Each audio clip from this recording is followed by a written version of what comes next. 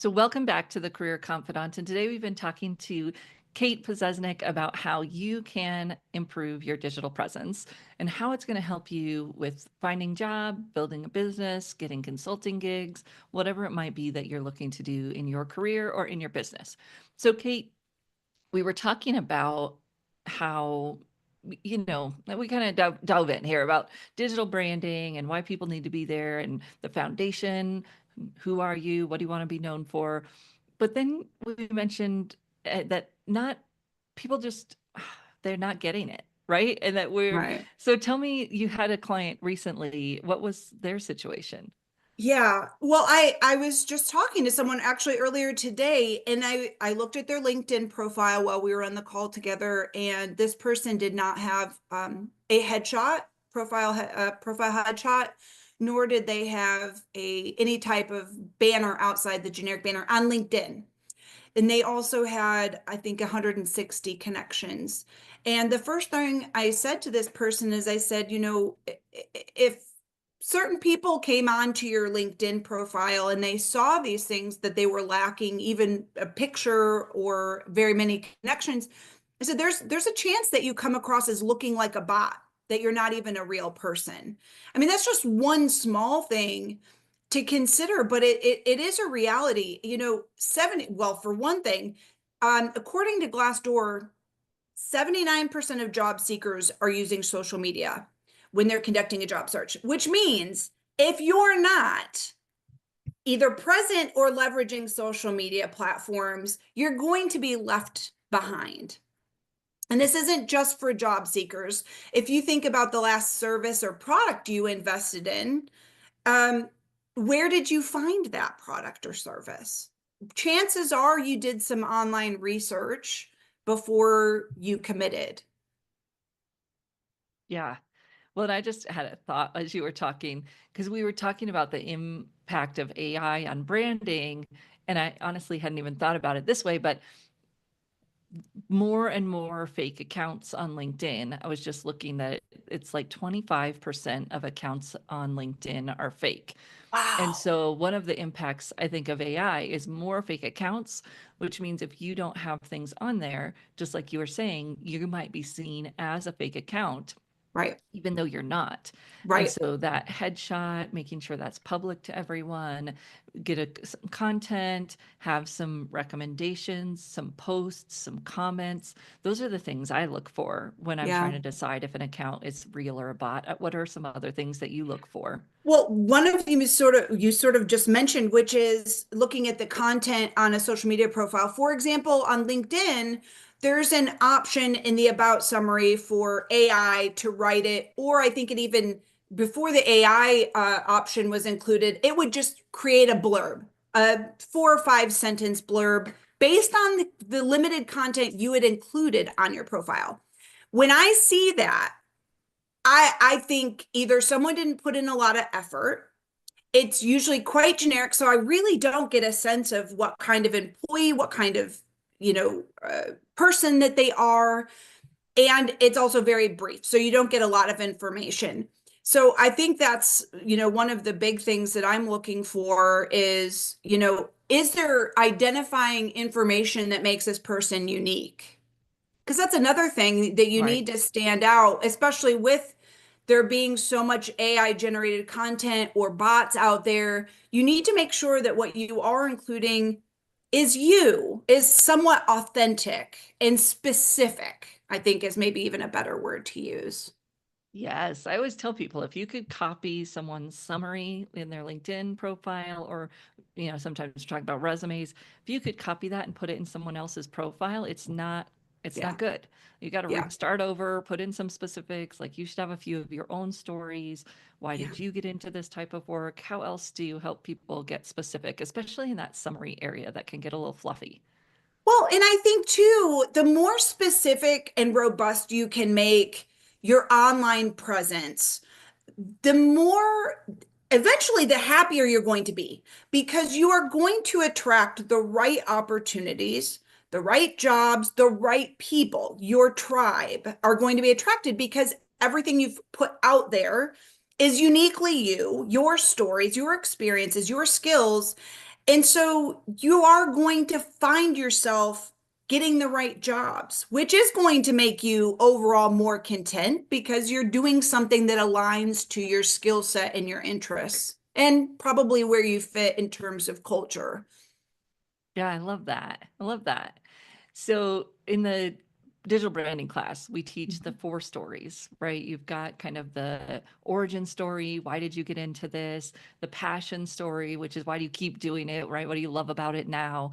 The accomplishment story, which is what career folks are pretty commonly using, the star or car or whatever. And then the drive story, which is kind of that story that tells me why I should call you. So it might be an accomplishment story, it might be an origin story, it might be a combination of those. But Mhm. that's the piece of, if I'm hiring a CIO, what's your story that really shows you can solve the problems that are happening today? Because Yeah. that's why that employer is going to call you today. And the more of those that people can work into their summary, like you're saying, it's got to be real. It comes from you. It's specific, but it also gives you a chance to connect to the employers and their needs. Um, so, what else can help people be authentic or to kind of show those little bits of themselves in an authentic way?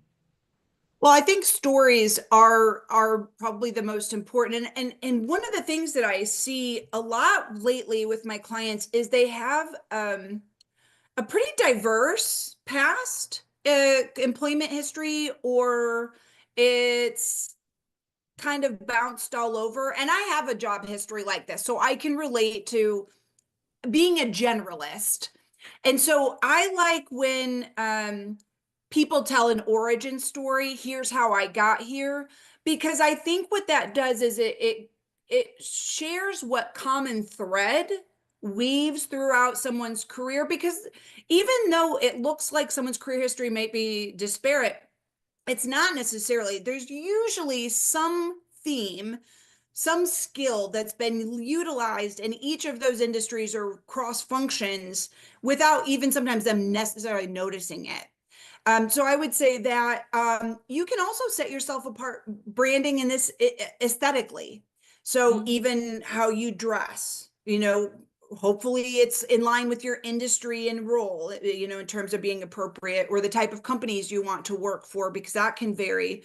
The colors that you use on your resume, and on other online documents, if you have an online portfolio or personal website, being consistent with font, and those things may not apply to everyone, but they certainly do to some. And visual cues are very important. So that's something you could do to set yourself apart as well. The other thing is engaging online, not just necessarily having a profile, but are you engaging with other people? Are you leaving comments on other people's posts? Are you creating your own content with your own stories? So it's not just the story of your about summary, it's anecdotes that showcase your experience and the skills that you picked up along the way throughout your career. Yeah, and I'm so glad you mentioned the commenting piece because as I mentioned earlier, when I'm looking at an account to see is it a bot or not, I'm looking at their engagements. And we all got to protect ourselves in some ways. So I'm judging you. Like Yeah, if I see a male profile that's only commenting on slightly suggestive pictures of women on LinkedIn, not that it's their fault. They should be right. able to dress and look however they want. But if I see a man that's the only thing he's commenting on, I am not accepting your connection request. Like I don't need to be solicited online, unapproached, right? Like I so. agree. Thinking about your engagement as part of your brand, the things you Mhm. say, the things you engage with, and especially in our world today where we're very divisive and there's a lot of stuff going on, it isn't that you can't stand for something or have an opinion, but you always want to talk about it online in a way that you would to people in person. And Yes. how would you want your professionalism judged by that response? Agree. Yeah, and I think that's something that a lot of people seem to forget these days, is that the what you put out there online does not disappear. Someone somewhere will always be able to pull that information up. So presenting yourself online at least as well as you would in person is critical, because you are being judged. And you want to make sure that's the other reason why you do want to use your own language, your own responses for commenting, so that you don't appear to be a bot or disassociated with the content that's being talked about. I want to be relevant, I guess, is a better way of putting that. Yes, yes. So thinking about, we talked a little few moments about the certified digital branding course. Mhm. What have you seen that coaches going through this program are getting for themselves and for their clients? Well, number one, I would say, is general clarity around who they want to be known as, what they want to provide in terms of expertise to their audience, which in most cases are going to be job seekers or professionals who are looking to bolster their brand or their career advancement. And so I would say being able to tell their own story in a branded way. Um, Also having an increased presence on social media that's cohesive and consistent across platforms. And I also find that the career coaches who engage in this program often don't have a lot of experience using generative AI. And while it's still buzzy and everyone's kind of still unsure about AI, it's not going anywhere. And it can be an extremely powerful tool, both for career coaches who take this course, as well as the clients who can also benefit from those skills. So I would say one of those things is people who maybe don't have a lot of experience come out of the course having familiarity with several of the platforms that can be leveraged for these tools, and also start leveraging them, not only just have the familiarity, but having the confidence to be able to use them to generate ideas, to create strategies, to help further flesh out what they want to be communicating to their audience. Yes, yes. And how to use the tools in a way that still incorporates your brand and your stories, Yes, because that's the piece of it that we don't want to lose. Well, exactly. thank you so much for joining us, Kate. This was great. Yeah. So much going on in the digital branding space. So we're going to say goodbye to Kate. We're going to take a short break here on the Career Confidant, but we'll be back. And don't forget to check out careertl.com/CDBS for Certified Digital Branding Strategist. And we will see you here back in just a few minutes on the Career Confidant. Thanks, Marie.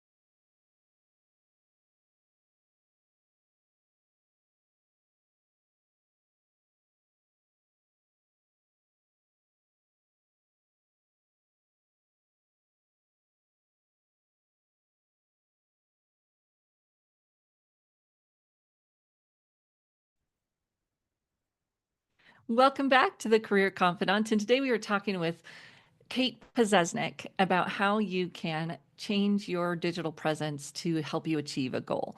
So we know that the foundation piece is it's easy to skip over because we just want to go to what platform should I be on and what should I post. But both of those questions are really only answered by exploring what do you want to be known for and who needs to know you. And those two very simple sounding questions actually take most people a lot of time to figure out. So what do you want to be known for? This is important because when we try to be known for everything, right, you get known for nothing because it's too broad, you're too scattered. And especially when you're talking about building a presence online, if you're talking about too many different topics and you're kind of all over the place, you're never going to get traction online, no matter what platform you're talking about. So most people will talk about having some kind of buckets for your content, right? What types of topics will you be talking about? But there's a layer even underneath that that we want to think about, and that is, what do you want to be known for?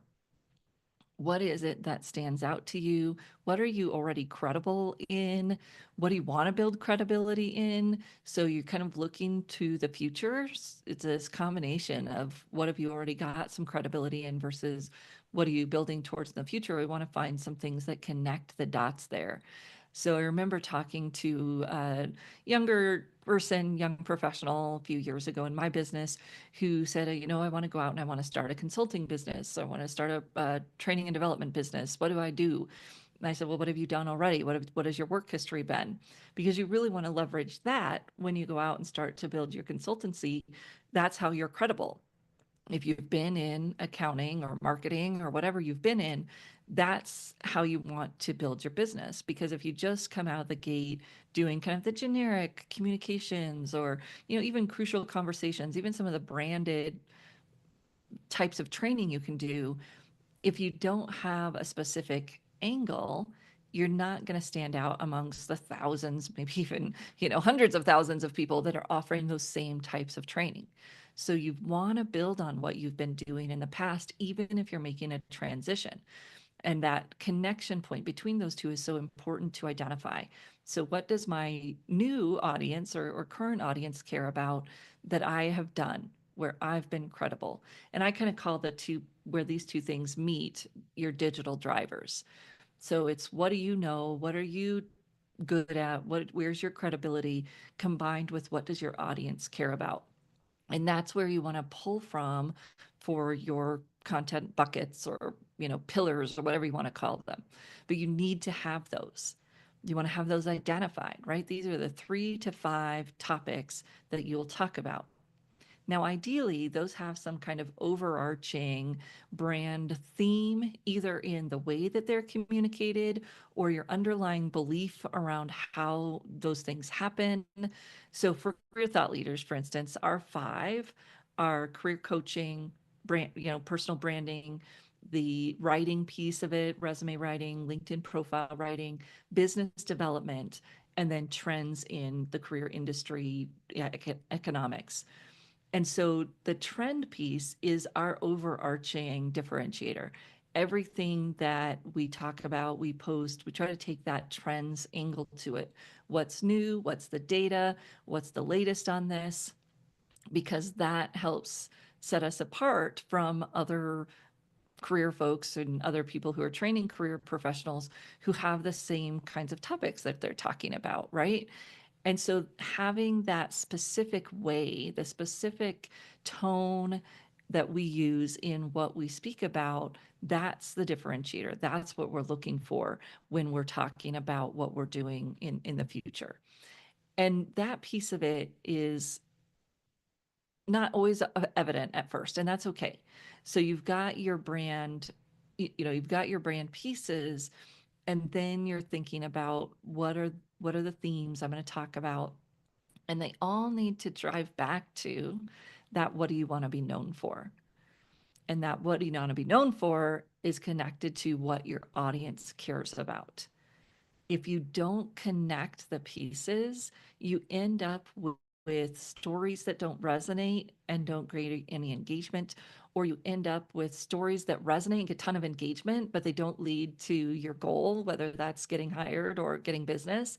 And you see that online, right? You see people that have, hundreds of thousands of posts or views, but then they don't have any business because they're not connecting what may be kind of human interest types of stories that gain a lot of engagement. They're not connecting those to their business. They don't have a process to engage those views or even commenters in a conversation that's relevant to their business or why you should hire them.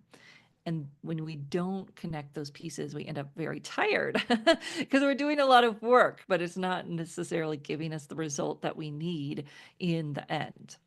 So once you've figured out those pieces, who are you? What do you want to be known for? Who's your audience and what do they care about? Then you can go and much more easily determine what you're going to post about. Right now, you've got your themes and you know what your audience cares about. And now you can use social media tools better because you're actually going to be connecting to those audiences. You can also use generative AI tools better because your content, people make this big deal out of your content needs to sound like you and how to train ChatGPT to sound like you. That's important, but it's more important that ChatGPT or whatever tool you're using knows your audience and knows what's important to them because you want to tell stories that are relatable to them. And yes, AI can help you with that, but even when you're just too worried about it being in your voice, you're not connecting to the audience and you might be relying too much on that tool that even though it sounds like you, it's actually sounding like everyone else because it doesn't have a specific audience in mind to talk to, whose problems it's talking about, the stories that it's relating to, or connecting the dots. And so we've got to have both sides of the equation before we start thinking about the where or the what. So when we start to do that, then it actually can be more fun because now we've got a specific client in mind. We've got a specific idea about what they want to hear about, what they care about, what's their, what are their problems. And whenever I have a piece of content that doesn't do well, if I'm honest and I go back and I look at it, I can tell that, I kind of missed the mark. This wasn't exactly what I'm hearing from my audience in terms of their problems. Or maybe it's a problem I was hearing about a year ago, and I need to check in and see, is this still the right language, the most important problem, all of those things. And it also helps you pick like which pieces of the current events and current affairs that you want to connect with and which ones you don't and how you want to connect with them. Because I'll hear a lot of people say, oh, if you get on the trends and you promote things that are related to the trends, then you'll always get views. Well, yes, but remember that views don't necessarily come relate to your goals. And that starts this hamster wheel of feeling of just being overwhelmed because I'm always chasing the trend. And ironically, of course, in my business, trends are what we watch is what we do. But part of watching trends is being able to identify when something is trendy and when it's an actual trend. And how do you decide that? Paying attention, looking at things, talking to people so that hey, is this something that people are really connecting with right now? Or is it just trendy? Is it something I want to be associated with or not? And those are important, and they can only make those decisions if you have the baseline figured out first of what do you want to be known for and who needs to know you. So then you can start thinking about the other stories that you want to share. And there's this place in digital branding, especially where people feel this vulnerability. I'm going to share about myself, I'm going to share my stories. But we don't have to start in the deep, dark parts of you. In fact, we probably are never going to go there. Where we want to start is what are your unique experiences that create the beliefs you have around what you do? So, leadership. I was working with a leader in the tech space. And it's like, well, what do you believe makes a good leader in tech? what stories from your background have built that belief? Because there's usually specific stories from all of our backgrounds that make us believe what we believe. Grew up with this type of parent, had this type of boss, worked with this type of team, saw this failure, saw this success. Those stories are why you do what you do the way you do it. And that's what we're trying to tap into, at least at the beginning. So it's personal, it's authentic, it's a story, but it doesn't have to be a story about your kids, your dog, your, you know, high school experience, whatever.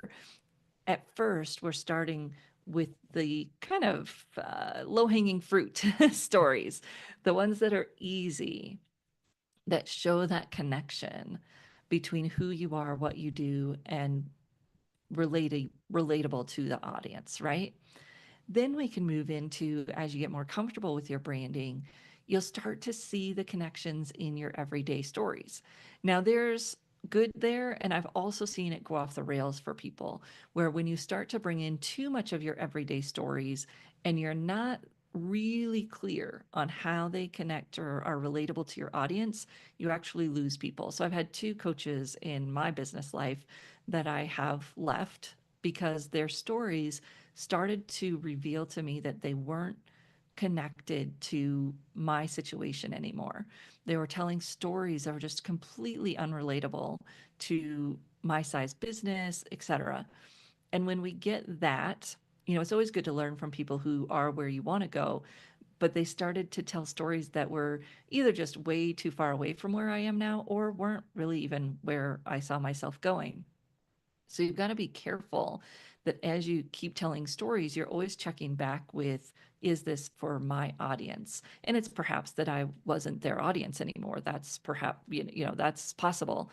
And I wonder if they were losing touch with their audience and the challenges that their audience were facing right now. So go talk to people in your industry, go talk to your, potential employers, go talk to people doing the jobs you're doing right now, talk to potential customers so that you stay engaged with what stories really matter. So we're going to take a short break right now. And when we come back, we're going to tie all the pieces together so that you can walk through the digital branding process as you go into your job search, building your business, whatever it is that you're trying to achieve in the next quarter. We're almost in the next quarter of 2025. So we'll be right back in just a few minutes.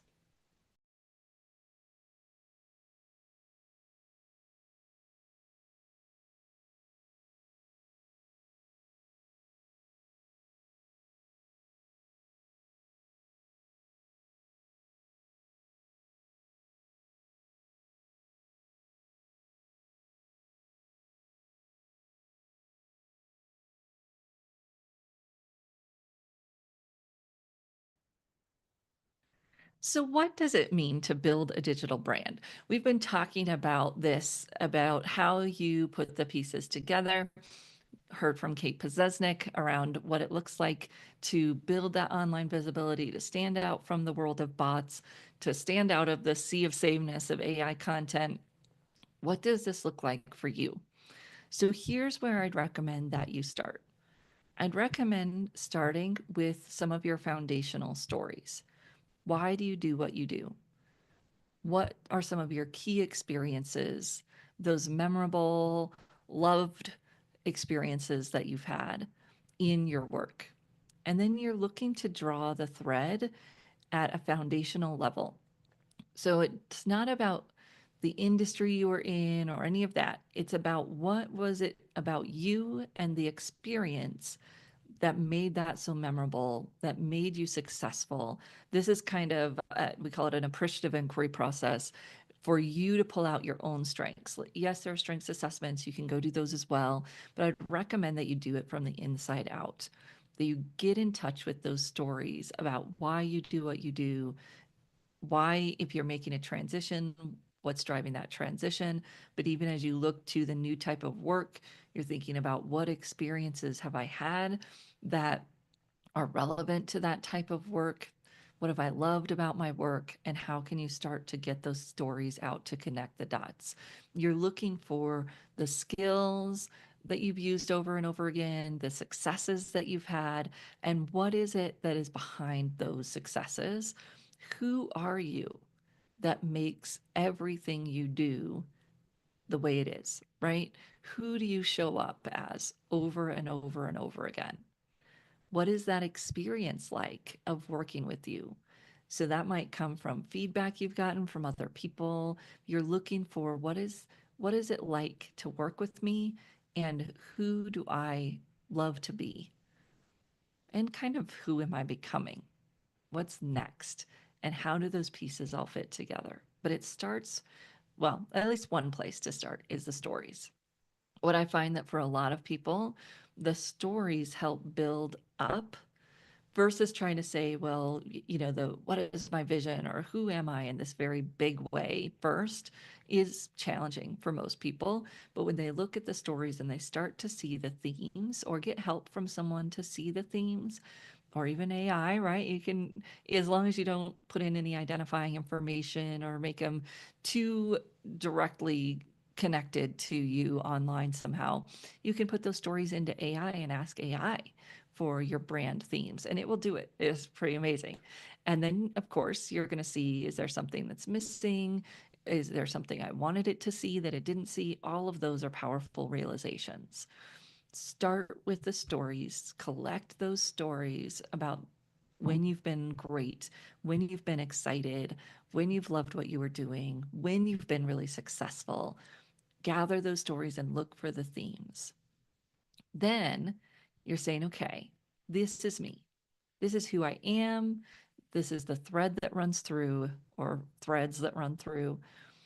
Who is my audience? Who do you want to work for now? And you want to get as specific as possible. Company types, the role or level of the type of position you're aiming for, the role or level of your target audience, the person that you want to talk to, and what do all those pieces come together to be? And then if you can find some specific individuals that represent that audience, you can even dive deep onto those individuals, right? Going to their LinkedIn profiles, seeing where they've come from, maybe running some kind of analysis on their LinkedIn profile with a system like Crystal Knows, which is now just Crystal, but I feel like I gotta say Crystal Knows, or Human Linker is another one that does it. But it will tell you more about those specific individuals that are in those types of roles that are your target audience. And you're building a profile, a persona of who those people are. What do they care about? What are their challenges? What challenges are their industries facing right now? What challenges is a VP of technology facing right now? You can do your research, you can talk to people, and you can use AI tools to help you identify those things. So now I've got the me, I've got the audience, and I start looking for those connection points. So what do I want to talk about that they're challenged with right now? So I can get the trends, get the challenges, and then I'm saying, okay, which of those do I want to talk about? What usually happens from there is that you get to those 3 to 5 content buckets pretty easily. These are the topics I want to talk about that this audience also cares to read or listen about. When I do that, it's easy to create a content plan. Might not still be easy to create the content, but it's easy to create a content plan.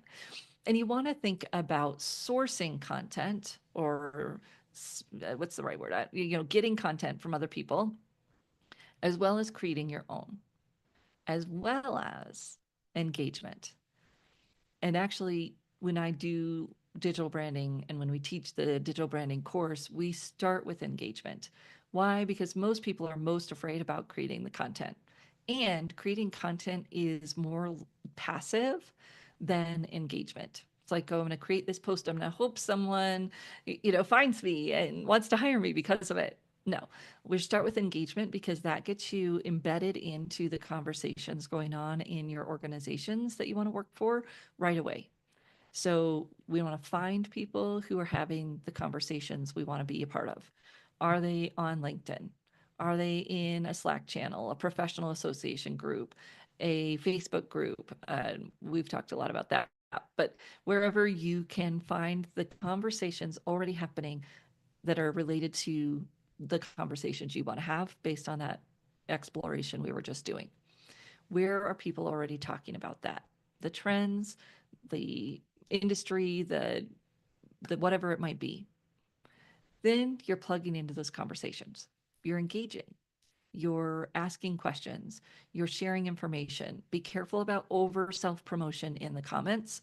It's really more about connection there, about helping people with whatever problem they posted about, sharing resources. You can share your own. You just want to make sure that you're being equitable in the things that you share. If I see someone that is only ever sharing their own blog, their own podcast interview, their own course, I just start to tune them out because it's obvious they're not really ready. They're not really focused on helping. They're just self-promoting. And, I think that the things I do are the best things too, but it doesn't work that way, right? You really want to be thoughtful in what you share that helps that person isn't always yours, because then it feels like you're really just trying to help you. So small businesses, especially, be careful about that. You are engaged in the conversation. People start to see you, they start to engage back with you. Then you can lead that into one-on-one conversations with people. And sometimes you need to go faster, so you might do that cold outreach faster. But if you have time to nurture those connections and have communications with them in a group on LinkedIn chat or LinkedIn commenting sections, that's going to be an easier connection when you try to do a one-on-one. They're going to be more likely to say yes because they've seen you in the comments, they've seen you engaging. They're not worried that you're just out for yourself. When we do that, it also gives us ideas of what to post. So you can capture your comments somewhere. You can capture themes of posts somewhere. You can curate, that's the word I was looking for earlier. You can curate content from similar sources to what these other people are reading. And you build this library of things that you can share. And pro tip, organize your library based on your buckets. So if my content buckets are job search and interviewing and whatever, if I'm a career coach, or if I'm a CIO and my buckets are, digital transformation, whatever those might be, you want to start to organize your content in those buckets so that it's easy to find when you go to want to share and start creating your own content. But you don't have to do that right away. And in fact, a lot of people, especially job seekers, are going to find that the commenting and engaging gets you to the conversations you need to have to get a job faster than posting content. So it's okay to wait on that step. Also, on LinkedIn, another pro tip, if you're not engaging in content, no matter how good the content is that you post, it is very unlikely you will get engagement because LinkedIn is set their algorithm kind of in the give to get mentality that if you're not commenting, they're not showing you to anybody else. So you want to engage before you focus on content.